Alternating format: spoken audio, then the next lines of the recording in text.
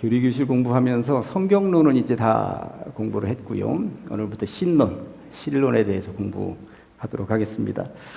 저는 제가 한문을 많이 알고 있지는 않습니다만 한문을 이렇게 읽다가 보면 한문을 만든 이 존재들이 성경을 알았는가 보다 하는 생각이 들 때가 가끔 있어요. 이게 무슨 말이냐면 제가 지금 굉장히 복잡하고 어려운 한문 하나를 써보도록 하겠습니다. 소우자예요. 소우자. 예, 소우자는 그래도 아실 것 같아요. 예. 무슨 자죠? 양자죠, 양자. 예, 그리고 이게 나자입니다. 나자. 그리고 요 밑에는 이렇게 하면 일만만자입니다. 이게 무슨 자냐면 휘자예요. 희생한다 할 때 휘자입니다. 그런데 희생 제물을 올린다 할 때 구약 성경에는 뭘 잡아서 했어요? 소나 양을 잡아서 했죠. 그런데 지금 소였고 양이었고, 그런데 무엇 때문에 이들이 희생되는 거예요? 나 때문에, 나 때문에 희생되는 거죠. 그런데 요거 일만만자를 줄인 거잖아요. 일만만자. 만 가지 은혜를 받았으니라고 하는 찬송가도 있습니다만, 내가 지은 그 수없이 많은 이 죄악들을 위해서, 나를 위해서 소나 양이 희생된 거. 그런데 휘자만 그런 것이 아니에요. 생이라고 하는 한문도 이렇게 되어 있습니다. 이게 소인데 살아있는 소를 잡아가지고 드려야 이게 진짜 희생 제물이에요. 희생이라고 하는 한문입니다. 굉장히 어려운 한문 같은데 뜻을 풀어서 생각을 해보면 이 한문을 만드는 사람들이 구약시대에 제사 드리는 모습을 보고 만들었는가 싶을 정도로 소나 양을 잡아서 드리되 살아있는 것으로 잡아서 드려야 된다. 그 대신 나의 수없이 많은 죄악을 대신해서 소나 양들이 죽어갔구나, 이런 생각이 드는 거예요. 여러분들 신기하지 않습니까? 저는 이 한문을 보고 너무 신기했습니다. 이 뭔가 있구나. 그런데 이왕 얘기 나온 김에 하나만 더 말씀을 좀 드려볼까요? 이게 배주자입니다. 배. 그런데 여기다가 잘못 썼네요.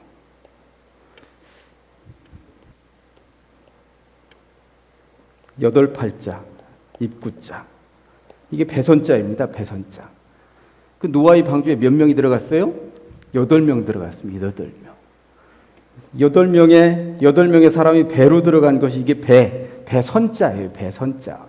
노아의 방주를 쳐다보고 한문을 만든 것 같다 하는 생각이 들지 않습니까? 그런데 제가 한문과 성경과 관련된 책, 그리고 또 유튜브 영상 들으면서 이게 신기하다 하는 것들이 많이 있구나 하는 것을 깨닫게 된 거예요. 이 한문 가지고 시작하냐면 오늘 한문 가지고 몇 가지 이야기를 좀 더 해보려고 그럽니다. 우리가 신론인데 신론을 공부하기 전에 제가 그동안 성경론을 공부하면서 계속 한문을 들이댄 한문이 뭐였습니까?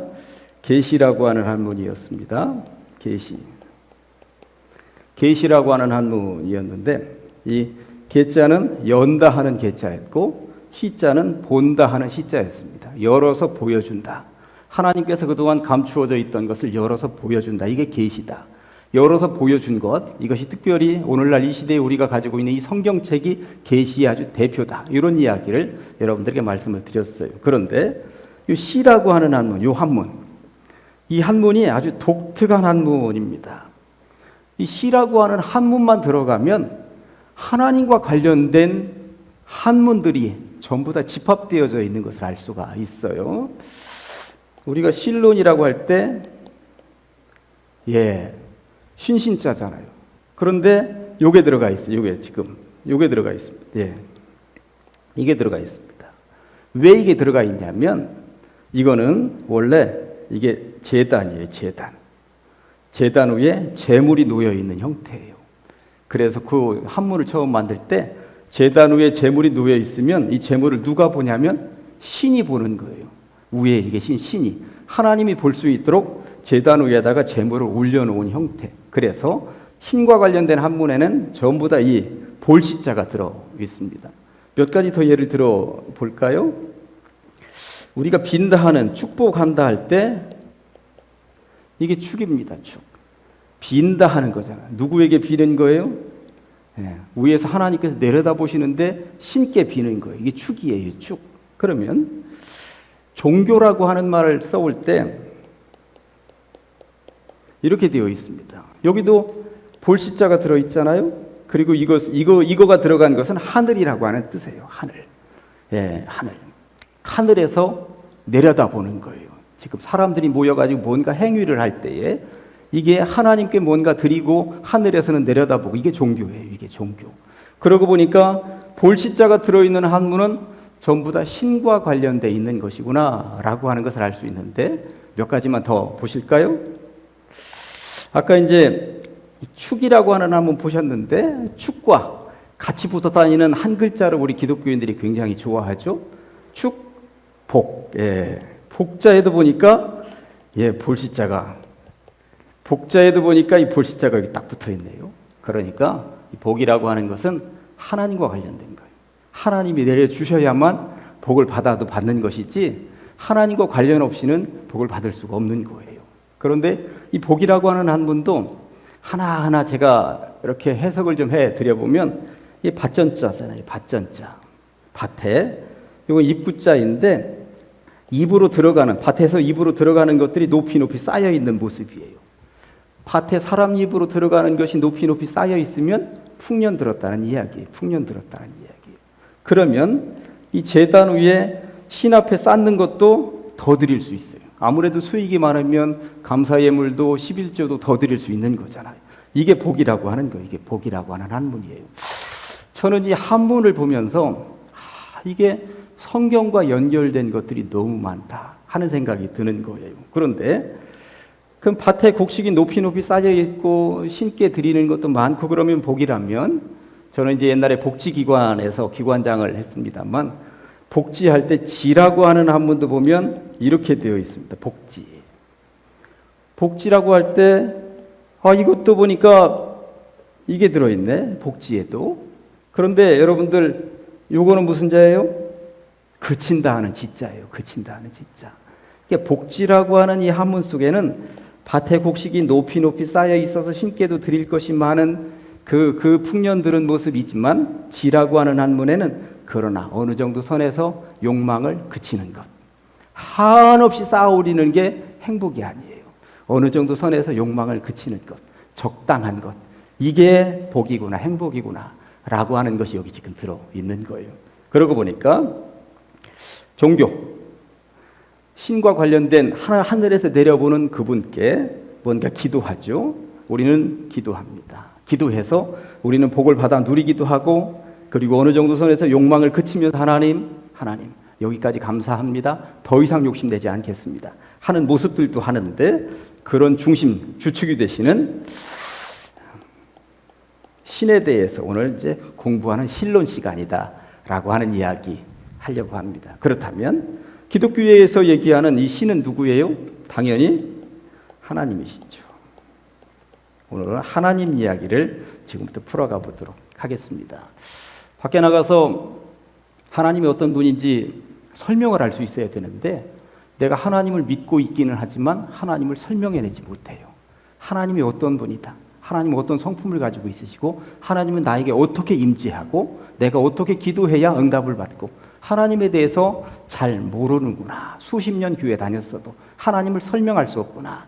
그래서 지금부터 여러분들이 명쾌하게 어떻게 밖에 나가서도 하나님을 설명할 수 있는지 하나님 이야기를 한번 해보도록 하겠습니다. 첫째, 그 자료에 나와 있습니다만, 하나님의 존재하면서 하나님의 존재에 대해서 설명을 좀 드려보겠습니다. 스펄전 목사님은 1800년대 후반, 1900년도까지는 살지 못하셨어요. 1800년대 후반 영국의 침례교 목사님이셨는데, 오늘날까지도 설교의 왕이라는 칭호를 받고 있는, 여러분들도 스펄전 목사님 이름을 한 번씩은 들어보셨을 거라고 생각을 합니다. 그런 스펄전 목사님이 하나님에 대해서 너무나도 명쾌한 정의를 내렸어요. 특별히 이제 하나님에 대해서 공부하는 우리들에게는 이보다 더 명쾌한 정의가 있겠는가 싶어서 제가 지금 거기 자료 가지고 나왔습니다. 그런데 처음 읽으시면 조금 어려울 수도 있어요. 제가 천천히 조금씩 설명을 하면서 읽어드려 보겠습니다. 하나님의 자녀의 관심을 끌 수 있는 가장 차원 높은 과학이자 가장 위험 있는 철학은, 그러니까 하나님의 자녀로서 우리가 가장 관심을 가지고 과학적으로 철학적으로 물을 수 있는 것, 그리고 공부할 수 있는 것, 하나님에 대해서, 그것은 우리가 아버지라 부르는 위대한 하나님의 이름, 본질, 인격, 사역, 행하심, 그분이 어떤 일을 하셨는지, 그분의 기본적인 것부터 모든 것에 이르기까지 하심과 존재하심에 대해서 연구하는 것, 이것보다 더 높은 공부는 없다. 이 최고의 공부다. 하나님에 대해서 공부하는 것이, 그런 이야기를 지금 스펄전 목사님이 해놓은 것입니다. 우리가 이 하나님을 깊이 묵상하면서 넘치도록 마음을 고양시키는 것이다. 고양시킨다라고 하는 것은 분위기를 띄운다라고 하는 것이죠. 분위기가 업되었다, 뭐 이렇게 얘기를 하는 것이죠. 묵상하면서 넘치도록 마음의 분위기가 한참 뜬다. 두근두근거리고, 하나님만 생각하면 두근두근거리고, 나도 모르게 기분이 업되고, 그런 이야기입니다. 그것은 너무 광대한 주제이기 때문에, 하나님에 대한 것은 너무나도 광대한 주제이기 때문에 우리의 모든 생각이 그 광대함 속에서 길을 잃어버리게 되고, 사실 저를 통해서 지금 하나님에 대해서 공부하겠습니다만, 저는 하나님의 수십만 가지 중에 한두 가지밖에 여러분들에게 얘기하지 못할 수도 있습니다. 하나님을 어떻게 알겠습니까? 우리는 알지 못합니다. 그 속에 들어가서 우리는 길을 잃어버리게 될지도 모른다. 그리고 그 주제가 너무나도 깊은 것이기 때문에 우리의 자랑이 무한함 속에 묻혀버리게 된다. 당신은 자신의 슬픔을 잊으려 하는가? 그렇다면 당신 자신을 하나님의 가장 깊은 바다에 빠뜨려 보라. 그의 무한하심 속에 빠져보라. 그러면 당신은 휴식의 침상에서 원기를 되찾고 다시 힘이 넘쳐서 일어나게 될 것이다. 아멘. 이 마지막 부분의 고백이 얼마나 멋있는지 몰라요. 저는 읽으면서 너무 좋았어요. 밑에서 세 줄 위로 올라가서 다시 한 번 더 읽어볼까요? 당신은 자신의 슬픔을 잊으려 하는가? 그렇다면 당신 자신을 하나님의 가장 깊은 바다에 빠뜨려 보라. 그의 무한하심 속에 빠져보라. 그러면 당신은 휴식의 침상에서 원기를 되찾고 다시 힘이 넘쳐서 일어나게 될 것이다. 그리 될 줄로 믿습니다. 그런 하나님을 공부해 보도록 하겠습니다. 우리 교단은 헌법이라고 하는 책이 있어요. 우리 교단을 이끌어가는 기본적인 틀이라고 할 수 있죠. 그 책도 굉장히 두껍게 되어 있습니다. 이 헌법을 떠들어 보면 우리 교단 교인들이 가지고 있는 신앙 고백서가 거기 나와 있습니다. 우리는 사도신경으로 신앙을 새벽마다 고백하고 주일 낮 예배도 고백하고 그럽니다만, 사도신경은 모든 신앙 고백서의 요약이죠. 요약. 그런데 더 구체적으로 고백을 하는데, 하나님에 대해서는 우리 교단에서 이렇게 고백을 합니다. 그런데 고백서도 그냥 만들면 안 되잖아요. 성경에서 하나님에 대한 것을 끄집어 올려서 하나님은 이런 분이다 라고 신앙 고백서를 만든 표준이 나와 있는데, 그래도 여러분들에게는 참조가 될 것이라고 생각을 해서 제가 가져왔습니다.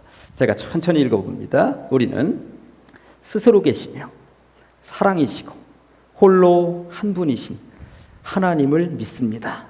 하나님은 전능하시며 하나님은 전지하시며 하나님은 편재하시고 하나님은 영원하시며 하나님은 무한히 거룩하시며 하나님은 무한히 의로우시며 하나님은 무한히 지혜로우시고 하나님은 무한히 자비로우시며 하나님은 무한히 선하시며 하나님은 무한히 자유하시고 하나님은 그리고 광대하시고 하나님은 불변하사 항상 영광 중에 계신 줄로 믿습니다.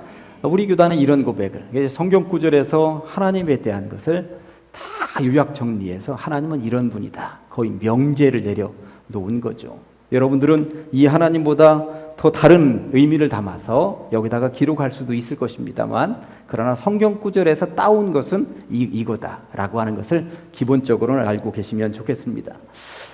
목사님의 이런 고백도 있고 우리 교단의 헌법에 들어있는 신앙 고백서의 하나님 고백도 있습니다만, 그럼에도 불구하고 세상 모든 사람들이 다 하나님을 고백하는 것은 아닙니다. 거기 제가 하나님을 아는 지식의 부재, 세상 사람들은 전혀 하나님을 모른다 하는 사람들이 있어서 문제인 것이죠.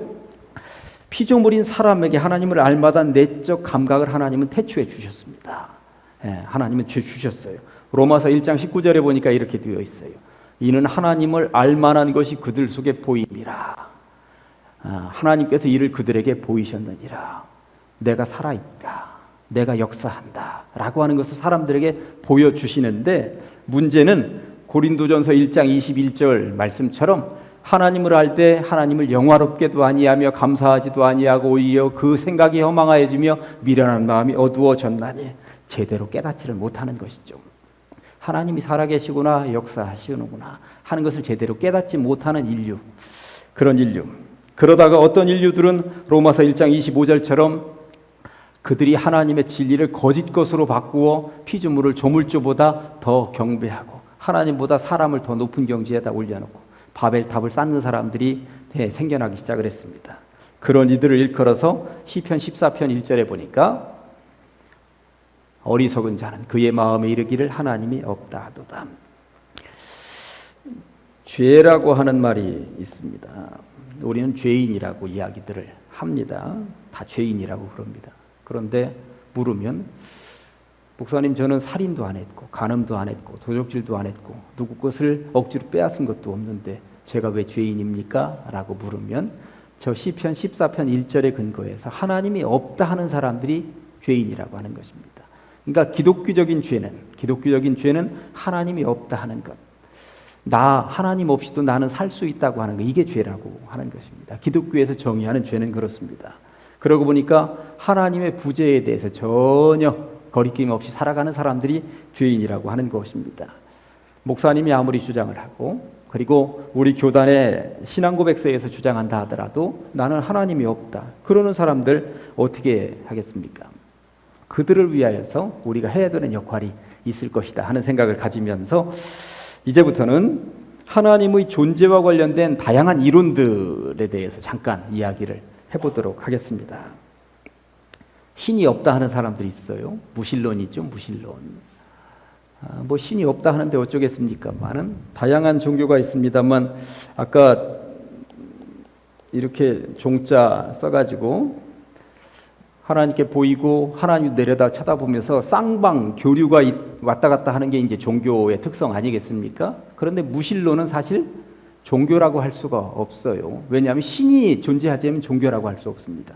이 위에서 내려다보는 존재가 있어야 종교라고 하는 거고, 이게 이제 제단 위에다가 뭔가 쌓아 올려서 신께 드리는 게 있어야 이게 종교라고 하는 건데, 그래서 엄밀한 의미에서 불교는 무신론입니다. 불교는 무신론이에요. 모든 학자들이 다 얘기하는 거예요. 왜냐하면 석가는 신이 아니었어요. 석가는 어떻게 했냐면 자기 스스로 해탈한 사람이에요. 자기 스스로 돌을 닦다가 어느 경지에까지 올라간 사람인 것이지 그게 신이 되지는 않았어요. 그냥 사람이었어요. 사람, 끝까지 사람. 오늘날도 불교에서 절에 가서 석가모니가 우리를 돌본다고 하지만 이것은 중간에 변형된 형태인 것이죠. 그 양반은 신이 된 적이 한 번도 없습니다. 그러니까 거기는 종교라고 얘기할 수가 없는 거예요. 그냥 개인적인 철학적인 그러한 형태라고 할 수 있는 것이죠. 그러니까 종교적인 개념으로 보면 거기는 종교 아닙니다. 무신론입니다. 무신론입니다. 그래서 오늘날도 불교 쪽에는 자기 스스로 고행을 하고 자기 스스로 해탈을 하고, 그래서 자기 스스로 무슨 득도를 하고 이런 형태로 나아가는 것이죠. 그래서 학자들은 누구나 다 알고 있습니다. 거기는 종교라고 할 수 없습니다. 신이 없기 때문에. 그 무신론입니다. 두 번째는 좀 어려운 한문이 하나 쓰여져 있는데, 이게 이제 불가지론이라고 쓰여 있습니다만, 불가지론이라고 하는 말이 뭐냐면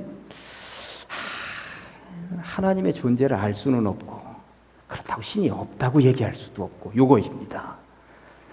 내가 하나님이 살아있다는 건 모르겠는데 가만히 봐도 우주 돌아가는 것을 보니까 신이 없다고 얘기는 하기는 좀 그렇고, 요게 이제 세상 말로는 아리까리한 게 불가지론이에요. 제가 다른 자리에서 한번 말씀드렸죠.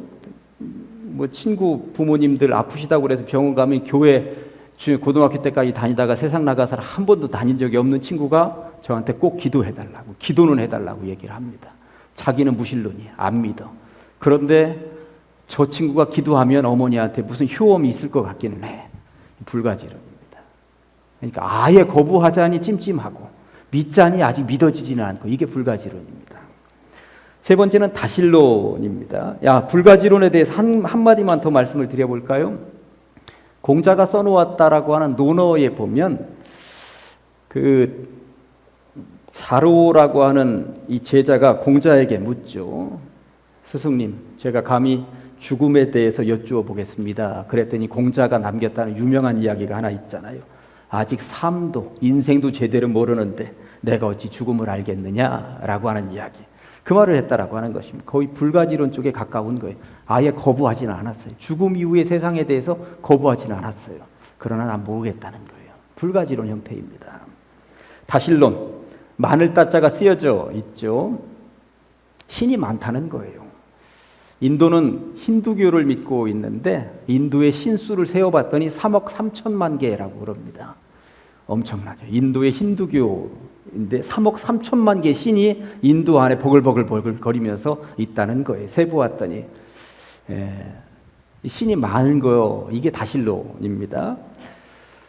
한 5, 6년 전에 제가 그것도 송구영신 예배 때 설교하면서 예화로 들려드렸던 얘기 가운데 하나가 히말라야 산막, 에베레스트 산, 이게 있는 나라 이름이 이제 네팔이에요. 네팔이라는 나라의 수도 이름이 카트만두입니다. 카트만두. 저는 뭐 아직 가보진 않았습니다만 여기는 오후에는 날씨가 이 봄 날씨처럼, 우리나라의 봄 날씨처럼 아주 포근하고 따뜻하다고 그럽니다. 그런데 저녁 해가 딱 떨어지면 저 히말라야 산맥으로부터 불어오는 바람이 문을 닫아야 되고 그리고 불을 지펴야 되고 아주 꽁꽁 얼어붙는 바람이 몰아온다는 거예요. 그러니까 밤에는 춥고 오후에는 따뜻하고 그런 날씨가 계속된다라고 그럽니다. 근데 그 나라에도 다실론 국가예요. 거의 모든 것이 신입니다. 거의 모든 것이 신입니다. 돌멩이, 꽃, 나무, 구름, 해, 달, 별은 뭐 볼 것도 없고 신이 굉장히 많습니다. 그런데 그 나라 사람들은 상상의 신을 하나 가지고 있는데 날이 새면 집 지으리라라고 하는 신을 하나 가지고 있습니다. 이게 무슨 신이냐면 새의 이름인데 이 새는 그 네팔의 카트만두 수도의 따뜻한 오후에 그냥 니나누하고 노는 거예요. 누구처럼? 이솝우화에 나오는 배짱이처럼 니나누하고 노는 거죠. 그런데 저녁 나절이 되면 저 히말라야 산맥으로부터 모진 바람이, 눈보라가 몰아오는 거죠. 그러면 이 새가 뭐라고 하냐면 내가 왜 집을 짓지 않았던가? 그 낮에 그 따뜻할 때 집을 짓지 않았던가? 이제 날이 새면 집 지으리라. 날이 새면 집 지으리라. 그런데 다음날 날이 밝았어. 다음날 날이 밝고 오후에 따뜻한 날씨가 주어지니까 이놈이 또 집을 안 지어. 그래가지고 또 딩가딩가 하고 하루 종일 놀아. 밤이 되면 또 무슨 짓을 해요? 날이 새면 집 지으리라. 날이 새면 집 지으리라. 이 노래를 한다는 거예요. 그래서 이 네팔에 있는 그 사람들은 날이 새면 집 지으리라라고 하는 이 새를 통해서, 상상의 새를 통해서 뭘 깨닫겠어요? 집 진짜 짓자. 낮에는 집 짓자. 이런 것을 깨닫는다라고 하는 이야기를 들은 적이 있어요. 아무튼 신이 그렇게 많다는 거예요. 눈에 보이는 것도 신이지만 눈에 보이지 않는 상상의 새까지도 신으로 만들어 놓을 정도로 신이 많은 나라들이 있다라고 하는 이야기인 것입니다. 네 번째는 범신론입니다. 범신론 할 때 이렇게 해서 이게 이 범자가 넓을 범자예요. 넓을 범자입니다. 그러니까 신의 영역이 굉장히 넓다 이런 의미로 할 수 있는데 범신론은 뭐냐면 우주나 자연이나 전 세계를 신이 만든 것은 아니다. 그러나 다만 이 모든 우주 만물 가운데 신의 속성이 들어있다. 이게 신이다. 이게 신이다. 그러니까 우주 만물 돌아가는 질서를 보니까 이게 신이야. 이게 신이야. 이게 범신론이에요. 그러니까 모든 우주가 신이다. 조금 어려운데 철학적인데 이게 신이다. 이렇게 이야기를 합니다. 범신론입니다.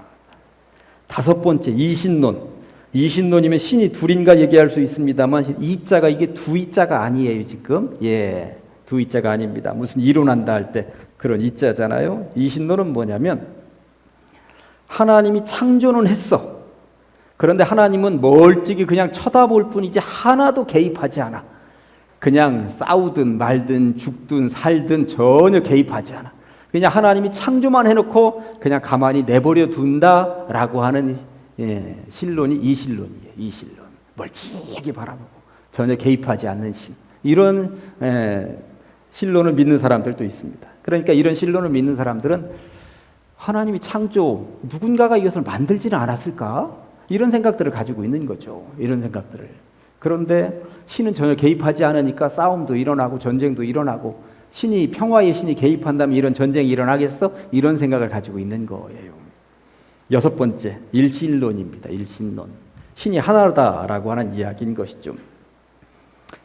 우리도 일신론일 것 같죠?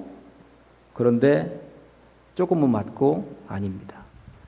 신이 하나다. 이것은 유대교의 여호와 야훼신, 그리고 이슬람의 알라신, 여기가 이제 신이 하나다, 이런 이야기를 하는 것이죠. 그렇다면 우리 기독교는 뭐냐라고 지금 눈이 휘둥그레져서, 아니 하나님 한 분 하나님만 믿고 있는데 일신론이 아니면 기독교는 뭐야? 이단 아닌가 하고 이제 눈이 둥그레져서 저를 쳐다보실 수가 있습니다. 그럼 뭐죠? 그 밑에 정답이 지금 나와 있습니다. 3번. 우리는 삼위일체 하나님을 믿는 종교입니다. 이게 정답입니다. 이게 정답. 삼위일체 하나님을 믿는 종교가 우리 기독교다라고 하는 것이 정답입니다. 하나님도 신이고 예수님도 신이고 성령 하나님이라고 그러잖아요. 성령도 신입니다. 그렇잖아요. 그러니까 일신론이다라고만 딱 얘기하면 그냥 3분의 1 정도만 맞은 거예요. 그러니까 그냥 일신론만 믿는 종교는 유대인들이고, 그리고 이슬람교인 것입니다. 그런 의미에서 우리는 삼위일체 하나님을 믿는다라고 하는 것. 기독교의 교리 가운데 삼위일체 교리만큼 복잡하고 어려운 교리는 사실 없는 것은 사실 없습니다. 굉장히 복잡합니다. 그런데 기도하고 묵상하고 그리고 온몸으로 체험해야만 받아들일 수 있는 교리가 삼위일체 하나님 교리입니다. 이 교리를 설명하기 위해서 긍정적인 방법으로 설명도 하고 부정적인 방법으로도 설명을 하는데, 긍정적인 방법으로 설명하는 것은 성부는 당연히 이제 하나님이시고, 성자는 당연히 예수님이시고, 성령이야 영적인 눈에는 보이지 않지만 셋. 그래서 성부도 하나님이고 성자도 하나님이고 성령도 하나님이다. 이게 긍정적인 방법으로. 그렇잖아요. 우리 성령 하나님이라고도 얘기하고 성부 하나님이라고도 하고 성자 예수님도 이 땅에 오신 하나님이라고 우리들은 성경에서 분명히 얘기합니다. 그렇잖아요. 그러니까 성부 하나님, 성자는 예수님, 이 땅에 내려오신 하나님, 이분이 성자 하나님이고, 그리고 영적으로 이 땅에 임재하신 하나님, 이게 성령 하나님이다. 인정하시잖아요. 이게 삼위일체인 거죠. 그래서 성부도 하나님이고 성자도 하나님이고 성령도 하나님이다. 갈라디아서 4장 4절부터 6절 말씀을 한번 보시겠습니다. 때가 참에 하나님이, 성부 나왔습니다. 그 아들을 보내사, 성자 나왔습니다. 그 아들을 보내사 여자에게서 나게 하시고 율법 아래에 나게 하신 것은 율법 아래에 있는 자들을 속량하시고 구원하시기 위하여 우리로 아들의 명분을 얻게 하려 하심이라. 너희가 아들임으로 하나님이 그 아들의 영을, 하나님이, 성부 하나님이 그 아들, 성자 하나님의 영, 성령, 영을 우리 마음 가운데 보내서 아빠, 아버지라. 그러니까 삼위일체 하나님을 통해서만 우리가 하나님을 아버지라고 고백할 수 있다라고 하는 이야기인 것입니다. 그러니까 성부도 하나님이고 성자도 하나님이고 성령도 하나님이고 이분들이 역사하셔서, 그렇다고 하면 부정적인 이야기, 부정적인 설명은 그렇다고 해서 성부가 성자냐 아니고 성자가 성령이냐 아니고 성령이 성부냐 아닙니다. 각자의 위격이 따로 있어서 각자의 역할이 따로 있다라고 하는 것입니다. 같이 역사하시지만 따로따로 있다. 마태복음 3장 16절 17절 보니까 성부, 성자, 성령이 한 곳에 지금 계시는 모습입니다. 예수께서, 성자 예수께서 세례를 받으시고 곧 물에서 올라오실 때 하늘이 열리고 하나님의 성령 나왔습니다. 성령이 비둘기같이 내려 자기 위에 임하심을 보시더니 하늘로부터 소리가 있어 말씀하시되, 하늘로부터 누가 말씀하셨어요? 성부 하나님이 말씀하셨죠. 말씀하시되 이는 내 사랑하는 아들이요 내 기뻐하는 자라 하시니라. 그러니 성부가 성자도 아니고 성자가 성령도 아니고 성부가 성령도 아니에요. 각자 단독자로 활동을 하십니다. 그러나 셋은 하나다. 이게 삼위일체 하나님 교리라고 하는 것입니다. 최고 밑에 줄에 그래서 3번, 가로 3번으로 하나님은 삼위, 위격이 셋입니다. 삼위는 각각 삼위 각각은 온전한 하나님이십니다. 그러나 하나님은 한 분이십니다. 이 모습이다. 그래서 요한복음 14장 26절 보니까 보혜사 곧 아버지께서 내 이름으로 보내실 성령 딱 나왔잖아요. 보혜사는 성령의 이름입니다. 성령 하나님 곧 아버지는 하나님, 내 이름 예수 이름으로. 그러니까 셋은 위격이 따르고 활동이 따르지만 늘 붙어 다니면서 역사하시는 분이다. 그래서 제가 주일날 예배 끝나고 축도할 때에는 늘 성부, 성자, 성령의 이름으로 축도를 하는 것이죠. 그 기본이 고린도후서 13장 13절에 이렇게 나와 있습니다. 주 예수 그리스도의 은혜와 하나님의 사랑과 성령의 교통이, 이 세 가지가 제대로 맞닥뜨려야만 제대로 축복이 된다라고 하는 거, 이걸 놓치시면 안 됩니다. 그래서 삼위일체 하나님으로 축복을 하는 것이고 우리는 이것을 통해서 복을 받아 누리는 사람들이다. 그래서 우리는 어떤 신론을 믿느냐라고 그러면 정확한 정답은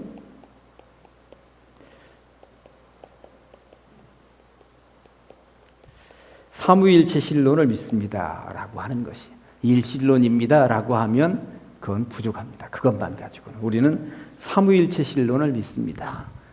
하나님, 그 성부, 성자, 성령 세 하나님께서 한 분이 되셔서, 한 하나님이 되셔서 우리에게 역사하십니다. 우리는 그런 하나님을 믿습니다. 이것이 조율이 잘 된 하나님을 통하여서 우리는 복을 받아 누리게 된다라고 하는 것입니다.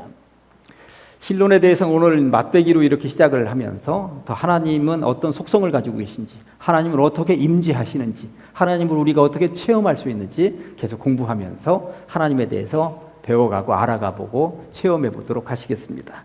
오늘의 말씀 고린도후서 13장 13절 말씀으로 두 번 하십니다. 시작. 주 예수 그리스도의 은혜와 하나님의 사랑과 성령의 교통하심이 너희 무리와 함께 있을지어다.